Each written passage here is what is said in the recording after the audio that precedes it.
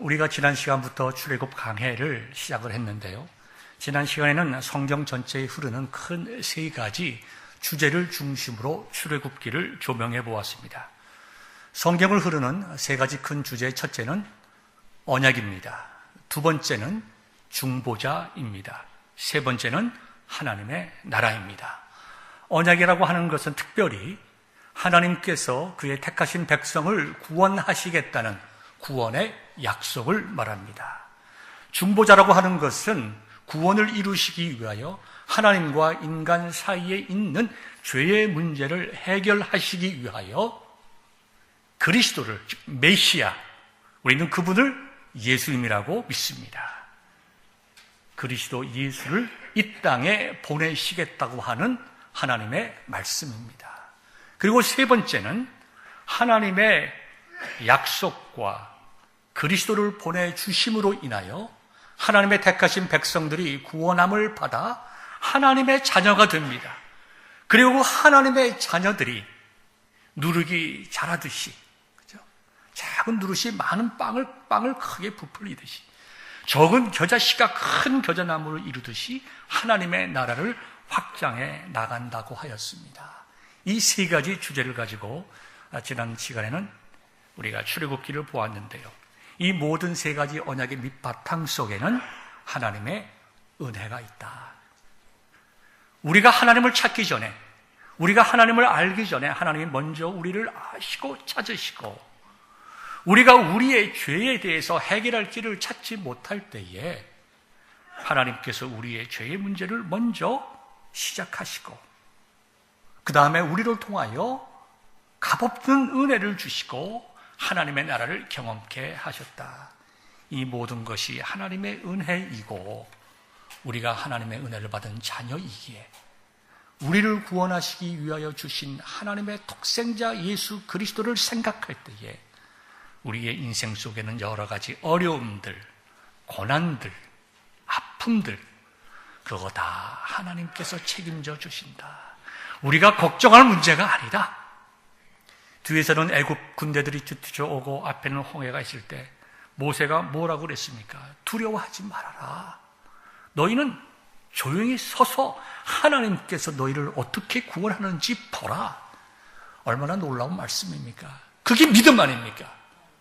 우리의 인생 속에, 여러분들의 인생 속에 어려움이 없는 사람이 어디 있습니까? 다 어려움이 있고 아픔과 눈물이 있습니다. 갈등이 있습니다.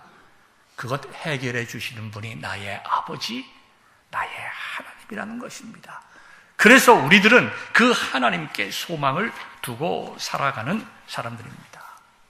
오늘은 두 번째 시간으로서 출애굽기 자체를 놓고 출애굽기를 통하여 우리에게 주시는 메시지가 무엇인가 라는 것을 중심으로 오늘 본문의 말씀을 이어나가기를 원합니다.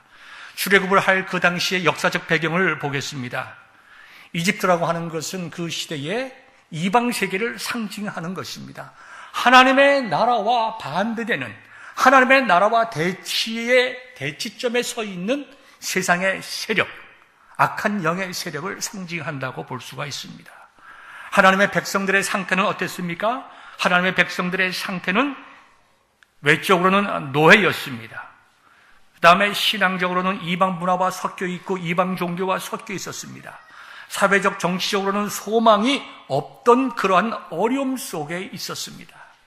다 악한 세력과 악한 영들의 지배와 영향 안에 있었던 그런 상태였습니다. 그런데 그 백성들을 불쌍히 여기시는 하나님의 은혜와 사랑이 시작되었다고 하는 것이 출애굽기에 우리에게 증거하고 있는 말씀의 시작입니다. 오늘 본문의 내용은 아니지만 우리가 출애굽기 1장을 보면 6절부터 9절까지 이렇게 기록되어 있습니다. 요셉과 그의 모든 형제와 그 시대의 사람은 다 죽었고 이스라엘 자손은 생육하고 불어나 번성하고 매우 강하여 온 땅에 가득하게 되었더라. 요셉을 알지 못하는 새 왕이 일어나 애굽을 다스리더니 그가 그 백성에게 이르되 이 백성 이스라엘 자손이 우리보다 많고 강하도다. 학대하기 시작합니다. 그래서 12절을 보니까 학대를 받을수록 더욱 번성하여 퍼져나가니 애굽 사람이 이스라엘 잔손으로 말미암아 근심하였다 그랬습니다. 그래서 이스라엘 백성들이 자손이 퍼지지 못하고 일찍 죽게 하기 위해서 굉장히 어려운 고생들을 시켰다고 13절과 14절 특별히 벽돌을 굽는 일을 흙 이기는 일들을 시켰습니다. 거기다가 또 여러 가지 많은 일들을 시켜서 굉장히 고생 속에 그 백성들을 집어넣었다고 하는 것이 1장 전반부의 이야기입니다. 여기서 우리는 하나님의 놀라운 섭리를 보게 됩니다. 첫 번째로 요셉과 야곱이 그 애굽에 갔을 때에는 굉장히 환대를 받았습니다. 우리가 그 고대 그 이집트의 역사를 보게 되면 그 요셉이 이스라엘에서 살고 그 다음에 그의 형제들이 이제 애굽으로 이민해서 살 때는 그 당시에 그 왕족이 힉소스 왕조였습니다. 우리가 고등학교 다닐 때 이런 거 많이 외웠잖아요. 태정, 태세, 문단세. 임금의 이제 조선 시대 임금의 첫 자를 따라서 태정, 태세, 문단세 막 외우고 막 그랬잖아요. 그래서 쭉 왕들이 모여서 한 왕조를 이룹니다. 그래서 이씨 조선은 약 500년이 갔습니다. 그 전에는 뭐가 있습니까? 고려 왕조가 있었다 이거죠. 이와 같이 한 왕조가 서서 흥왕하다가 또 다른 왕조가 일어나서 또 시간을 보내고 또 다른 왕조가 일어나서 시간을 보내고 이때는 힉소스 왕조가 흥행을 하고 있었는데 힉소스 왕조의 원래 그 기원은 어디 있냐면 가나안 땅입니다. 팔레스틴 땅입니다. 그러니까 같은 히브리 민족과 같은 셈족의 사람들이었습니다. 이들은 말을 타면서 전쟁할 수 있는 그 정도의 전쟁 기술을 가지고 있었습니다. 그래서 그 이집트 전체의 그 반도가 아니라 위쪽에 그 델타 지역에 있는 그 북쪽에 풍성한 농경지를 침략을 해서 그들을 정복했습니다. 그들에게는 말 문화가 없었기 때문에 말을 통한 기병을 일으키는 그러한 군사들이 없었기 때문에 쉽게 이 힉소스 족에게 멸망을 당하고 힉소스 족은 150년 동안 그 애굽의 북쪽 지역들을 다스리게 됩니다. 이 다스릴 때 힉소스 족은 이 히브리 민족들, 즉 요셉과 그 후손들에게 굉장히 환대를 했습니다. 왜냐하면 같은 계열의 사람들이었기 때문입니다. 만약에 여러분들이 여기는 지금 우리 한인들이 많이 있지만 저쪽 우리 이제 뭐 북쪽, 뭐 오하이오나 아니면 뭐 미시간이나 아니면 저쪽 아니면 뭐 좀 한인들이 적게 사는 지역에 여러분들이 이사를 갔다고 생각해 봅시다.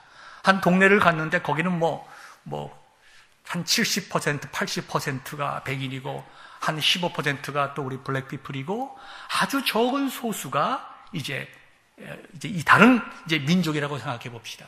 온 마을에 우리와 관계가 없는데 바로 우리 이웃에 일본 분이 사시거나 중국 분이 사시거나 필리핀 분이 사시면 우리 어떻게 하겠습니까? 아주 반갑게 여기겠죠. 뭐 한국 분이면 더 좋겠지만 왜 그렇습니까? 같은 계열의 사람들이니까. 같은 에이시안이니까 그래도 좀 생기기도 비슷하게 생기고 말도 좀 이렇게 할 수가 좀 있고 그죠? 문화적으로 친근하잖아요. 마찬가지로 이 힉소스 왕족이 그런 문화적이고 태생적인 이유 때문에 히브리 사람들을 선대해서 잘 살았습니다. 자녀들도 많이 낳았습니다. 그런데 그 왕조가 이제 18번째 왕조인 아모세라는 그 장군을 통해서 이어지는 18번째 왕조로부터 멸망을 받고 왕조가 바뀌게 됩니다. 그래서 이 사람들이 새로운 왕조를 일으키면서 전혀 다른 정책을 쓰게 됩니다. 특별히 이제 출애굽 시대로 우리 들어가 보면 모세가 광궁에서 살다가 이제 추방당하는 그때는 토트모스 3세가 있었습니다. 그 다음에 하나님으로부터 부르심을 받아서 이제 모세가 바로 왕 앞에 딱 섰을 때에 그 왕은 아멘호텝 2세라는 왕이었는데 이 아멘호텝 2세의 왕 때에는 나라가 굉장히 부강해서 굉장히 건설 사업을 많이 했습니다. 궁전도 크게 짓고 여러 가지 건축물들도 만들고 그 다음에 토목공사들도 많이 하고 그래서 나라가 흥왕시켰는데 그때가 바로 오늘 우리가 읽은 바로 이 본문의 내용이 되는 것입니다. 그리고 이스라엘 히브리 민족들은 건강하고 아이들도 잘 낳고 해서 이 누굽니까? 이 아멘호텝 그 왕이 이끄는 그 왕족의 사람들보다 더 많았다. 원주민을 이야기하는 것이 아니라 그 왕족의 그 다스리는 민족들보다 더 많았다. 로마가 망하게 된 이유가 여러 가지가 있습니다만 그 중에 하나가 로마의 인구가 너무 적었기 때문입니다. 특별히 이 사람들은 향락을 굉장히 좋아했습니다. 그래서 포도주를 먹을 때도 맛있게 먹기 위해서 이 노스로 만든 그 냄비를 사용해서 굉장히 그 가공을 많이 했습니다. 근데 그것이 남자들의 생식 능력을 많이 떨어뜨려서 로마인들의 인구가 이방 민족의 인구보다 상대적으로 점점 줄어들어가는 거예요. 그러니까 인구가 줄어간다고 하는 것은 국가로서 굉장히 치명적인 문제가 되는 것입니다. 우리나라도 지금 인구가 줄어서 얼마나 난리입니까? 몇십 조를 집어넣어가지고 인구를 지금 늘리려고 하고 있지 않습니까? 대한민국이. 이런 것처럼 이방 사람들이 점점 늘어나고 나라를 다스리는 사람들의 민족은 줄어들어 가니까 이들이 드디어 이제 히브리 민족들을 탄압하기 시작했다는 것입니다. 이 탄압하고 있는 이런 배경 속에서 하나님께서는 그분의 구원의 역사를 이루어 나가십니다. 지난 시간에 말씀하신 것처럼 하나님의 언약이 나타나게 되고 하나님의 그 다음에 그들을 구원하기 위해서 모세를 보냅니다. 그리고 그 백성을 정말 짓눌린 악한 영의 세계로부터 이제 하나님의 백성들을 이끌어내어서 하나님의 나라 가나안 땅으로 인도하여 냅니다. 그 모든 띠임이 이 출애굽기 안에 그대로 다 들어가 있다는 것입니다. 오늘 본문의 말씀으로 다시 들어가 봅시다. 오늘 본문의 말씀을 보면 하나님께서 이스라엘 백성에 대한 여기 내용이 기록이 되어 있는데요. 3장 7절에 보니까 여호와께서 이르시되 내가 애굽에 있는 내 백성의 고통을 분명히 보았다. 하나님께서 이스라엘 백성들의 고통을 보셨다고 했습니다. 그리고 그들을 괴롭히는 자들의 악한 모습도 내가 보았다. 애굽 사람이 이스라엘 백성들을 괴롭히는 학대도 내가 보았다. 하나님이 보고 아셨다고 하는 것입니다. 그래서 하나님께서는 그들을 구원하시기로 작정을 하셨습니다. 그들을 구원하시기로 작정하셨어요. 그래서 하나님께서 이스라엘 백성들을 구원하시기 위해서 이스라엘 백성들을 이끌어내시는데 왜 이끌어내셨는가? 굉장히 중요한 사실이 하나 있는데요. 그들이 고난 속에 있을 때에 그들을 풀어서 자유스럽게 살게 하기 위해서 하나님께서 그들을 끌어내셨는가? 출애굽기 5장 3절을 보면 분명히 아니라고 기록이 되어 있습니다.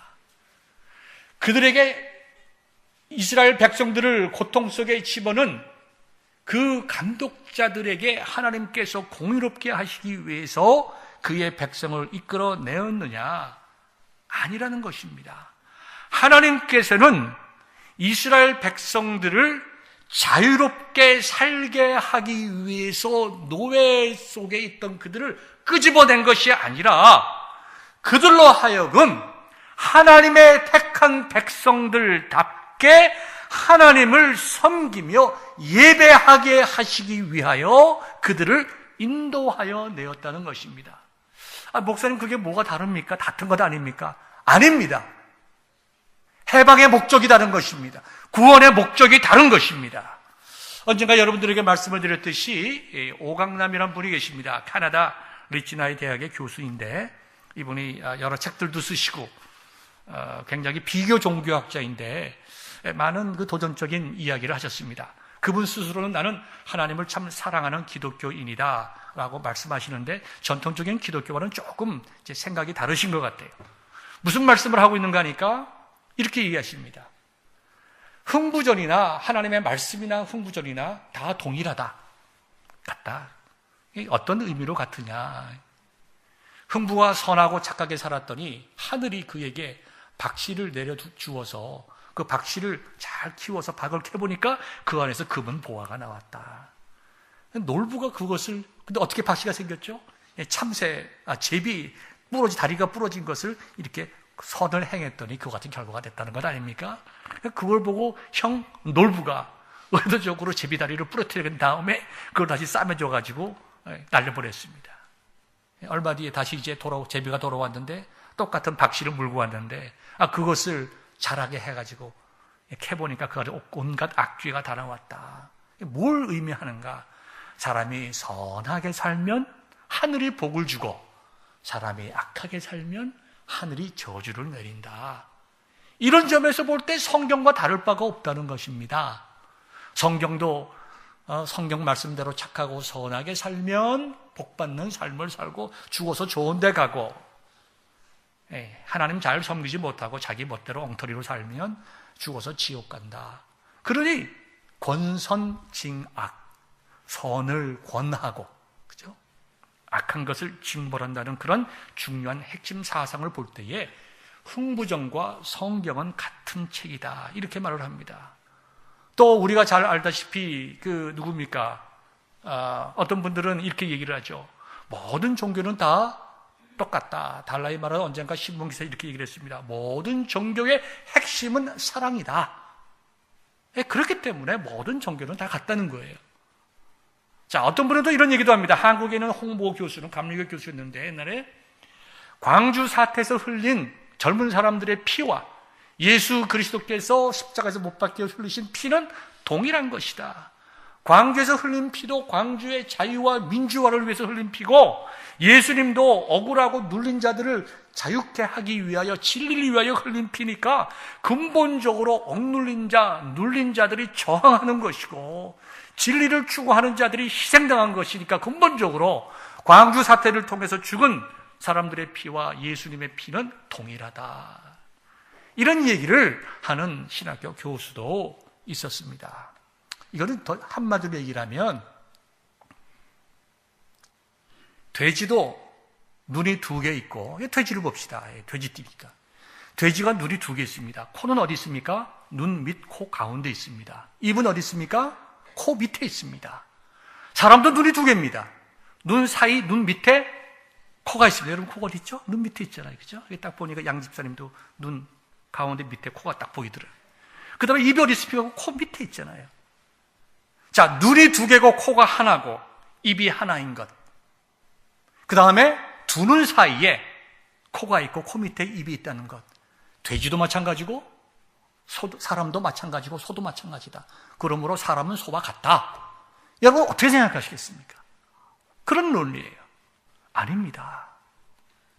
세상 사람들이 말하는 자유, 세상 사람들이 말하는 억압, 세상 사람들이 말하는 해방과 성경이 말씀하고 증거하고 있는 자유와 억압과 해방은 다른 것입니다. 세상에서 말하는 억압과 자유는 인간의 존재와 가치를 위한 것이지만, 하나님의 말씀이 이 시간 우리에게 증거하고 있는 억압과 자유는 우리 인간을 위한 것이 아니라 근본적으로 우리를 자유케 하심으로 하나님께서 우리를 창조하신 창조의 목적에 맞는 다른 인간의 삶의 의미를 누릴 수 있도록 하기 위해서 하나님께서 계획하신 뜻 안에 이루어지는 것이다. 그러므로 교회에서 자유를 이야기할 때의 그 의미가 다르고, 억압을 이야기할 때 의미가 다르고, 죄에 대해서 얘기할 때도 의미가 다른 것이 바로 거기에 있는 것입니다. 그렇기 때문에 우리들은 이 고난과 자유의 문제, 고통과 눈물의 문제를 어떤 관점으로 보아야 하냐 하면, 우리를 구원하시기 위한 하나님의 구원의 프레임을 통해서 우리가 보아야 된다는 것입니다. 근데 그 프레임을 통해서 볼 때에 무엇을 제일 먼저 발견하게 되냐면 바로 하나님의 은혜다. 우리를 불쌍히 여기시는 하나님의 은혜를부터 그 구원의 역사를 보게 됩니다. 무슨 말씀인가 하면, 하나님께서는 우리가 선하게 살았는데, 죄짓지 않게 살았는데, 우리가 진리 가운데 살았는데 억울하게 고통당하고 있는 우리를 해방시킨 것이 아니라 철저하게 죄악되고 철저하게 부패하고 철저하게 하나님을 대적하는 우리들을 불쌍히 여겼다는 거예요. 이게 얼마나 놀라운 이야기입니까?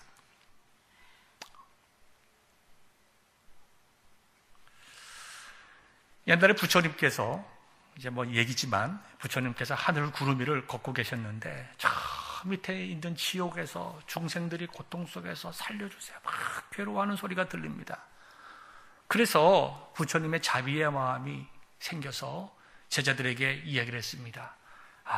참 저기서 좀 누가 저렇게 고함을 버럭버럭 지르면서 고통당한다고 하는데 저 사람을 좀 구원해주고 싶은데 내가 좀 어떻게 좀 선한 일을 한 게 있는지 없는지 좀 알아봐라.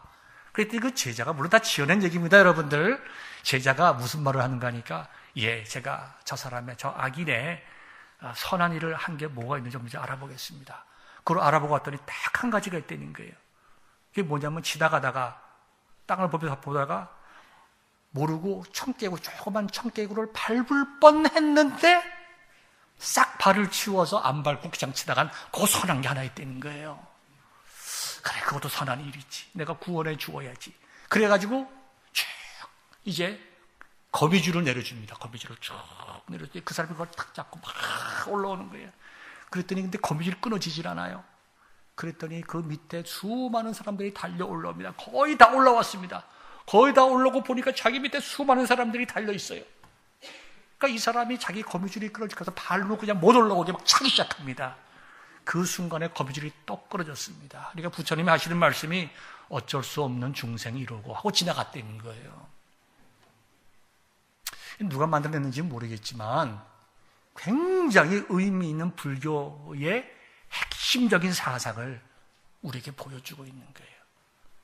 자력구원. 구원받기 위해서 스스로 노력해야 된다고 하는 것. 그리고 결국 죄인은 스스로 구원에 이룰 수 없다는 것. 그래서 득도한 분들이 뭐라고 얘기를 합니까? 나는 죄인이다. 그거 얘기하고 죽잖아요. 성철 스님이 그랬잖아요. 내 모든 지나간 일을 뒤돌아볼 때 내가 한 것은 거짓밖에 없다. 나는 지옥으로 떨어진다 하고 죽었잖아요. 나 참 인간적으로 볼 때 훌륭한 사람이라고 생각합니다. 왜요? 인간의 본질에 대해 깨닫고 죽으신 분이니까. 자기 스스로 구원할 수 없다는 것을 깨닫고 죽었으니까 얼마나 놀라운 발견입니까? 여러분, 우리도 동일한 사람들입니다. 우리는 득도하지 않았지만 그렇게 수십 년간 절에 가서 깨닫지를 못했지만 우리는 하나님의 말씀으로 볼 때에 우리는 죄인이라고 하는 것을 고백하지 않을 수 없는데 이 죄인을 향한 하나님의 은혜가, 우리가 죄인인데 여러분들이 다 죄인이잖아요. 여기 다 죄인들만 다 모였잖아요, 지금. 저를 포함해서. 근데 우리 한 사람 한 사람에게 하나님의 은혜가 임했다는 거예요. 자, 우리가 성경을 보면 수많은 예를 발견할 수가 있습니다. 창세기 3장을 보면 아담이 범죄했습니다. 범죄한 아담에게 하나님께서 짐승을 잡아서 인간에게, 아담에게 옷을 지어 입힙니다. 당연히 하와에게도 입혔겠죠. 지은 죄는 아담이 지었는데 아담의 죄로 인해서 다른 생명이 희생을 보았습니다. 아담이 죄를 짓고 용서해 주십시오 예수 하나님께 이야기하지도 않았음에도 불구하고 하나님께서 아담을 부르시고 그 아담을 위해서 한 생명을 희생시켜 옷을 지어 입히셨습니다. 뭘 의미합니까? 아담이 분명히 죄를 지었지만 하나님께서 그 아담을 구원하시기 위해서 먼저 찾아가시고 그들의 죄보다 크신 하나님의 은혜로 그들을 덮으셨다는 것입니다. 죄인들의 죄를 덮으셨다는 거예요. 그 아들을 볼까요? 가인을 볼까요? 더 황당하죠? 자기 동생을 돌로 쳐 죽입니다. 두려워합니다. 내가 이제 죽게 되었구나. 사람들이 나를 죽일 것이다. 하나님, 그 고통당하고 있는 두려움에 떠는 가인에게 하나님이 먼저 찾아가십니다. 너 왜 이렇게 겁먹고 있니? 왜 이렇게 떠냐? 사람들이 나를 죽일 것 같아요. 너무너무나 무섭습니다. 하나님께서 그에게 표를 주셨다고 했어요. 무슨 표인지 어디에 주셨는지 잘 우리는 알 수가 없지만 누구든지 보아서 우리가 이 사람을 건드릴 수가 없구나 깨달을 수 있는 어떤 표를 주셨을 거예요. 표를 주셔서 그의 생명을 보존시켜 주시고 더 나아가서 가인의 생명을 빼앗는 자들을 하나님께서 징계하시겠다고 말씀하셨습니다. 가인은 하나님으로부터 그와 같은 호의를 받을 아무런 이유가 없어요. 그에게 주어진 것은 죽음이요, 그에게 주어진 것은 멸망밖에 없는데 아무런 이유 없이 하나님께서 그를 먼저 찾아가셔서 그 죄인을 불쌍히 여기시고 살 길을 열어 주었다는 거예요. 여성들이 좋아할 예를 하나 들어볼까요? 이해가 쉽죠. 하갈이라고 있습니다. 이 하갈은 사라의 몸종입니다. 사라가 이삭을 낳기 전에 머리가 꾀가 좋은 이 여자 사라가 자기 여종을 자기 남편에게 보냅니다. 그래서 아이를 낳습니다. 이스마엘입니다. 그런데 좋은 의미로 하갈을 남편에게 주었더니 이 하갈이 자기의 주인의 사라를 구박합니다. 애도 못 낳는 주제에 세상에 이런 일이 어디 있습니까? 그래서 가정의 불화가 크게 생겼습니다. 하나님께서 아브라함에게 하갈을 내보내라고 말합니다. 그래서 하갈에게 물과 또 떡을 좀 줘서 내보냅니다. 그것이 딱 떨어지자 그들은 죽게 되었습니다. 하갈이 죽는 것은 그의 죄 때문입니다. 아브라함이 잔인한 것도 아니고 하나님께서 잔인하신 것도 아니라 그의 죄로 인해서 죽게 되었습니다. 하갈이 펑펑 웁니다. 이스마엘을 저쯤 놔두고 자기가 죽어가는 이스마엘을 바라보면서 굶어 죽어가는 이스마엘을 바라보면서 펑펑 웁니다. 그때 하나님이 그에게 찾아가요. 하갈에게. 하갈아 왜 우느냐? 울지 마라.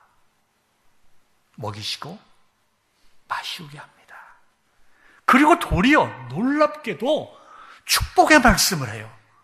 내가 네 아들 이스마엘을 통하여 큰 민족을 이루게 하겠다. 이걸 우리가 어떻게 이해하겠어요? 왜 하나님이 그러시는가? 성경에 보면 공의의 하나님이 얼마나 많이 증거되고 있는데 왜 하나님께서 이와 같은 죄인들을 직접 찾아가셔서 위로하시고 입히시고 먹이시고 축복하시는가? 우리는 성경 여러 군데 동일한 내용의 말씀이 많이 있습니다. 야곱은 말할 것도 없습니다. 요셉도 그는 미스테이크를 많이 한 사람입니다. 그러나 하나님께서 그렇게 하시는 거예요. 왜 그랬을까요? 죄를 짓고 보니 그 죄의 결과가 무엇입니까? 고난이에요. 고난. 죄 짓고 마음 평한 사람이 있으면 알츠하이머 병 걸린 사람이에요. 제정신인 사람이 아니거나 죄를 짓고 나면 그 마음의 평안이 사라집니다. 기쁨도 없어요.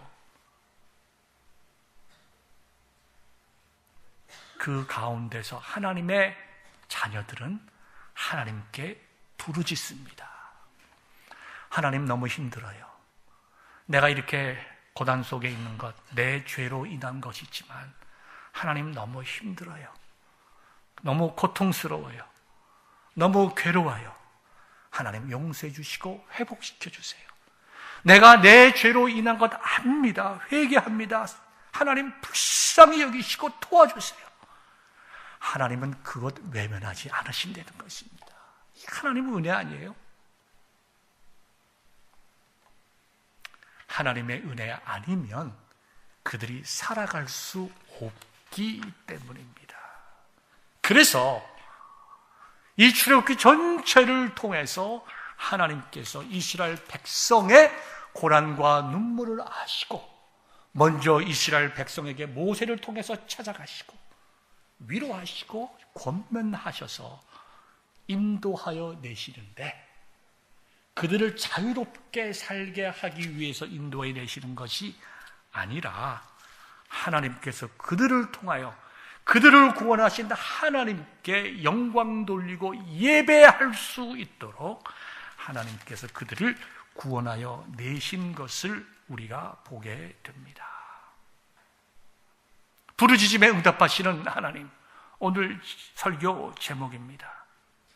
우리의 부르짖음에 응답하시는 하나님. 우리가 고난받았을 때에 우리를 하나님께서 인도하시되 뭐라고 말씀하셨습니까? 고린도전서 3장 10절에 보니까 사람이 감당할 시험밖에는 너희가 당한 것이 없나니 오직 하나님은 미쁘사 너희가 감당하지 못할 시험당함을 허락하지 아니하시고 시험당할 즈음에 또한 피할 길을 내사 너희로 능히 감당하게 하시느니라. 우리가 우리의 죄 때문인지 하나님께서 우리를 연단하기 위한 테스트인지 때때로 우리가 혼란 속에서 우리의 어려움을 겪을 때가 많이 있지만 하나님께서는 우리가 그와 같은 고난과 어려움 속에 있다 하더라도 우리로 하여금 넉넉히 극복할 수 있는 힘을 주신, 우리가 감당할 수 있기 때문에 허락하신 것입니다. 그래서 믿음이라는 것이 무엇입니까? 하나님께서 나의 속에 이렇게 어려움이 있다 하더라도 하나님께서 나로 하여금 반드시 극복하게 하실 힘을 주신다. 그게 믿음이에요. 그럼에도 불구하고 우리의 믿음이 온전치 못해서 넘어지려고 할 때에 하나님께서 우리에게 피할 길도 주신다고 하셨습니다. 우리가 이제 우리의 부르짖음에 응답하시는 하나님, 그리고 우리를 통하여 예배받기 원하시는 하나님, 그리고 그 사이에서 고난과 평강 사이에서 갈등하고 번민하고 죄와 은혜 속에서 왔다 갔다 하는 그 수많은 이스라엘 백성들의 광야 생활을 우리가 보면서 저와 여러분들이 우리 자신들의 모습을 볼 수 있기를 바랍니다. 그리고 정말 하나님께서 그의 백성을 구원하셨던, 약속대로 가나안 땅으로 인도하셨던 신실하신 하나님이심을 우리가 깨닫고 우리의 하루하루의 삶 속에서도 동일한 하나님의 신실하심, 동일한 하나님의 은혜와 위로, 동일한 하나님의 은총을 경험하시는 저와 여러분들 되시기를 주님의 이름으로 축원합니다. 기도하겠습니다.